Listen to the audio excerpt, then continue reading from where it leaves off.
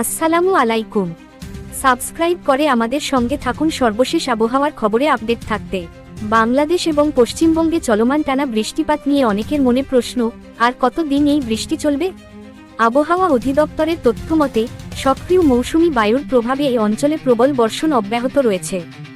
বাংলাদেশে আগামী 4 থেকে 5 দিন পর্যন্ত বিভিন্ন অঞ্চলে মাঝারি থেকে ভারী বৃষ্টি হতে পারে।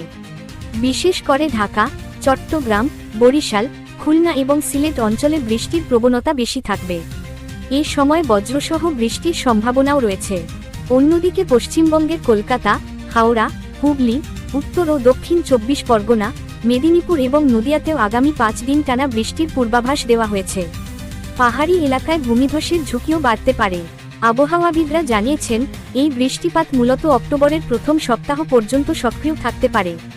এরপর ধীরে ধীরে মৌসুমি বায়ুর প্রভাব কমে আসবে এবং বৃষ্টির পরিমাণও কমতে শুরু করবে।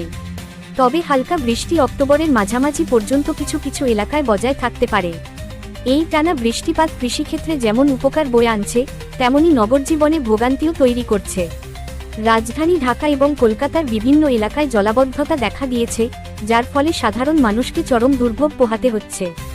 তাই আগামী কয়েকদিন সতর্কভাবে চলাফেরা করা এবং ভ্রমণ পরিকল্পনা করার জন্য বিশেষভাবে পরামর্শ দেওয়া হচ্ছে। সর্বশেষ আবহাওয়ার খবর পেতে আমাদের সঙ্গে থাকুন। ভিডিওটি ভালো লাগলে লাইক দিন এবং নতুন সব আপডেট পেতে এখনই সাবস্ক্রাইব করে নিন।